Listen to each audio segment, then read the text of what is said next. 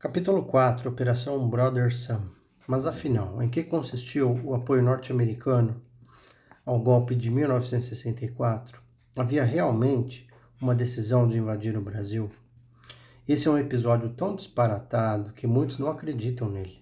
Como poderiam os Estados Unidos da América, a principal superpotência do mundo, considerar a hipótese de desembarcar tropas no Brasil, o maior país da América do Sul, em uma intervenção que seguramente se tornaria um escândalo internacional? Não seria isso uma especulação das, entre aspas, esquerdas paranoicas, resultante de, entre aspas, visões conspiratórias da história? A resposta, em uma palavra, é não. A Operação Brother Sam realmente existiu e foi muito pior do que se imaginava até recentemente. Em primeiro lugar, é preciso esclarecer o seguinte: a expressão Brother Sam, alusão a Uncle Sam, o famoso personagem símbolo dos Estados Unidos, foi o codinome adotado pelo governo norte-americano para a parte militar e final de um plano mais amplo, que abrangia outras iniciativas que visavam inicialmente desestabilizar o governo João Goulart. Tudo começou ainda em 1962, bem antes do golpe. Durante o governo de John Kennedy, em reunião com o embaixador Lincoln Gordon e com Richard Goodwin, secretário assistente de Estado para assuntos interamericanos, Kennedy claramente concordou com as avaliações de Gordon e com a sugestão de Goodwin. Gordon: presidente, creio que uma de nossas tarefas mais importantes consiste em fortalecer a estrutura militar. É preciso deixar claro, porém com discrição, que nós não somos necessariamente hostis a qualquer tipo de ação militar, contanto que fique claro o motivo. Kennedy: contra a esquerda. Gordon: ele, Goulart, está entregando o maldito país aos Kennedy, aos comunistas? Goodwin: nós podemos muito bem querer que eles assumam o poder até o final do ano, se puderem.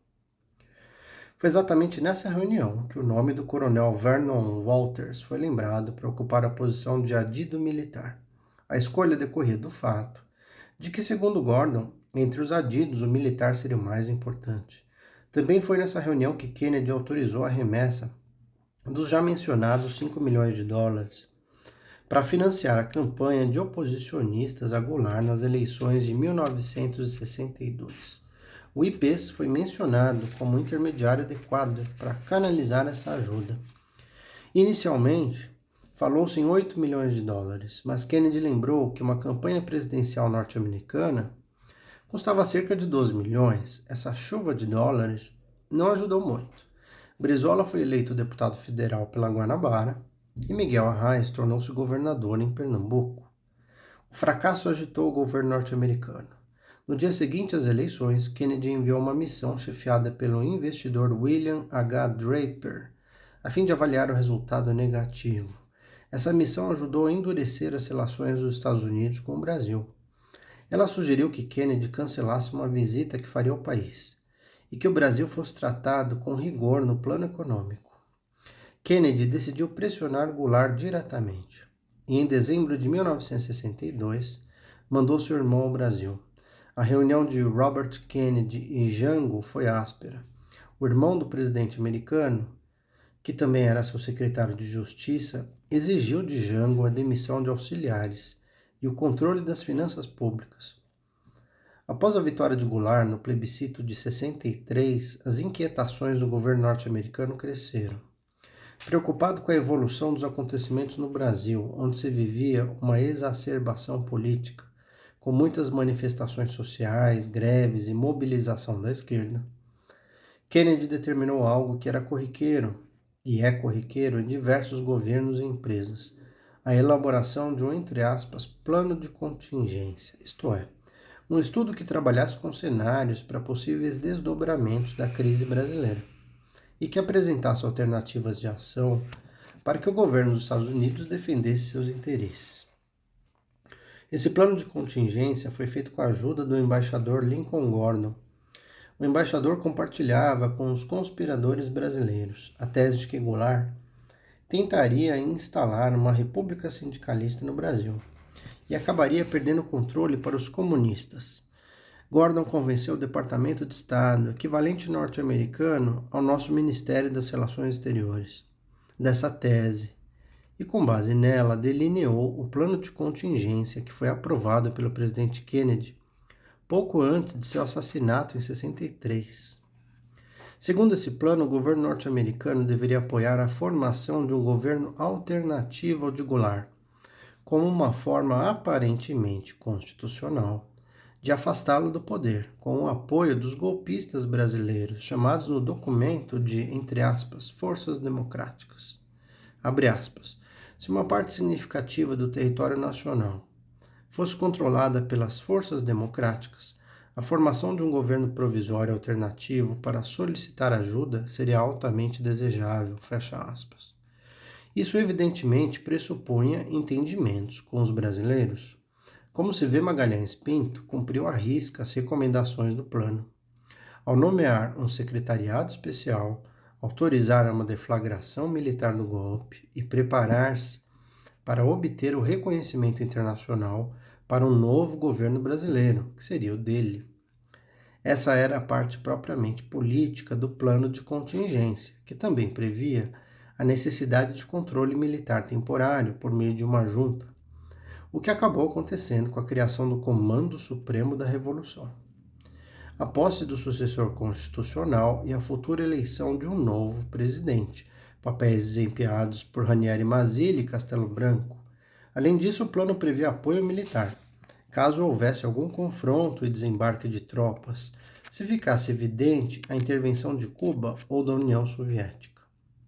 Os Estados Unidos, dizia o plano, deveriam, entre aspas, abre aspas, providenciar apoio secreto, ou mesmo aberto, aos golpistas, particularmente suporte logístico, derivados de petróleo, comida, armas, munição, para intervir com forças somente se houver clara evidência de intervenção soviética ou cubana do outro lado, fecha aspas.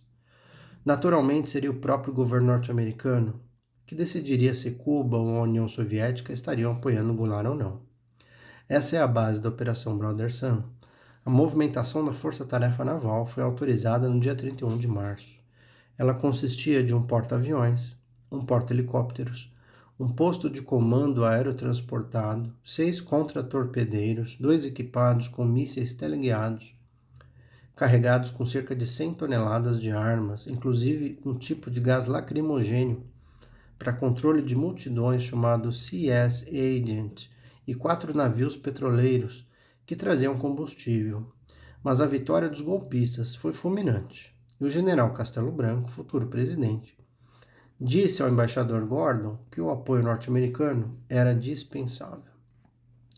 Durante muitos anos, os golpistas brasileiros alegaram desconhecer a Operação Brother Sun, sustentando que ela fora uma iniciativa exclusivamente norte-americana.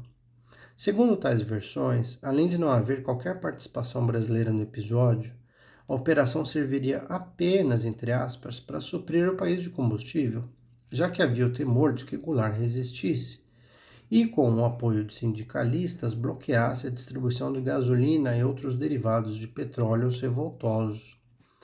Essa tese prevaleceu por muito tempo, mesmo depois da descoberta da Operação Brother Sun em 1976 pela pesquisadora Phyllis Parker. Ela encontrou os documentos no arquivo do presidente Lyndon Johnson. Esse é um aspecto importante. A documentação histórica norte-americana vai sendo divulgada aos poucos, conforme a legislação daquele país, de modo que, mais recentemente, novos papéis foram revelados pelo Arquivo Nacional dos Estados Unidos, permitindo esclarecer melhor todo esse episódio. Uma das revelações mais chocantes é a de que havia contato com os militares brasileiros para o planejamento da Brother Sun. O principal contato era o general de brigada José Pinheiro de Ulloa Sintra, enteado do ex-presidente Eurico Dutra. Sintra havia sido cadete de Castelo Branco na Escola Militar do Realengo e atuara sob suas ordens na Itália durante a Segunda Guerra Mundial. Era tido como violento, detestava Goulart, porque não foi promovido como esperava em novembro de 63. Participou ativamente da conspiração militar e, segundo o embaixador Gordon, era o elemento de ligação que avisaria sobre a necessidade suplementar de armas. Portanto, cai por terra a tese de que não havia conhecimento da operação pelos militares brasileiros. Gordon e Husky avaliaram todos os perigos que corriam, inclusive o de serem descobertos. Em um telegrama que enviou ao Departamento de Estado ainda no dia 29 de março de 64, o embaixador Gordon dizia que, de fato, havia o risco de que, abre aspas, a embaraçosa tentativa de intervenção, fecha aspas, acabasse descoberta.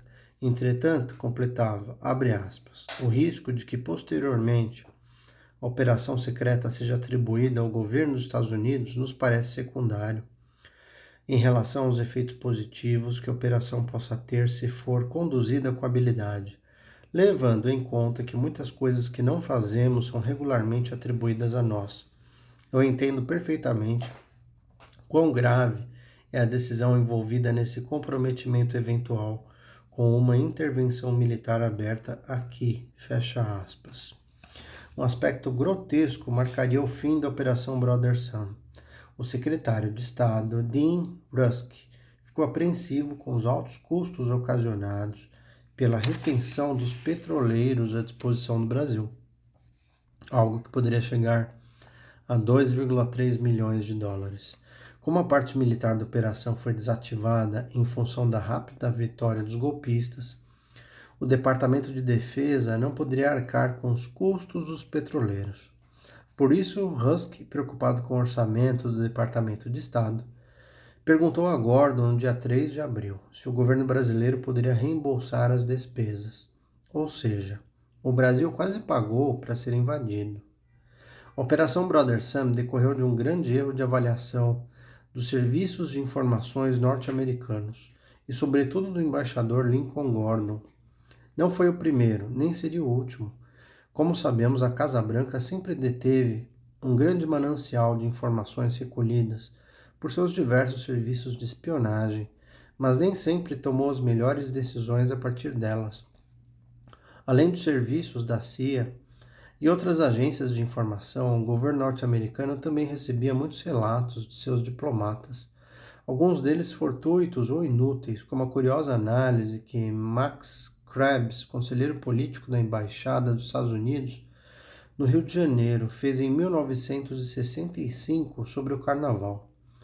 Krebs tinha a incumbência de analisar as complexas questões políticas que se instauraram logo após o golpe de 64. Ele deve ter se entediado e, talvez para tornar menos áridos seus relatórios, decidiu incluir algumas notas culturais. Sua descrição dos brasileiros diz muito a respeito de como o governo norte-americano nos enxergava.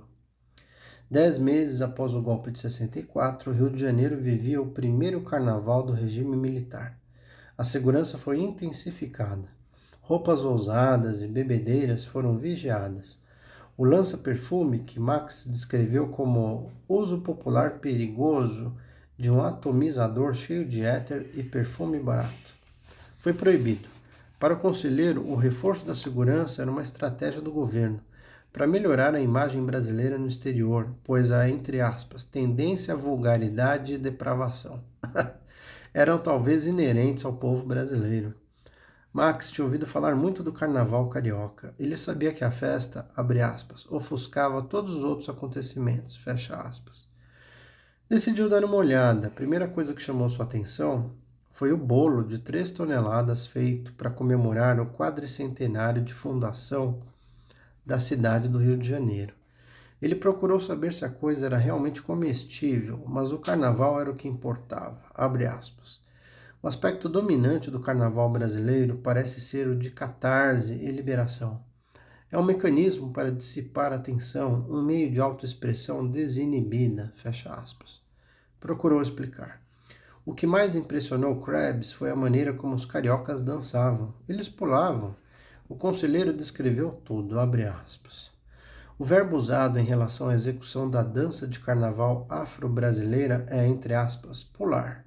E pular é precisamente o que fazem 3 milhões de habitantes do Rio e seus convidados quase continuamente durante 4 dias e 4 noites.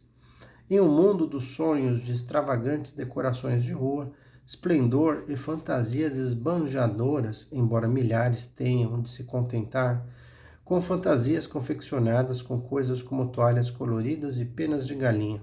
As pessoas põem de lado por algum tempo suas preocupações com os crônicos problemas econômicos e sociais de seu país. Fecha aspas.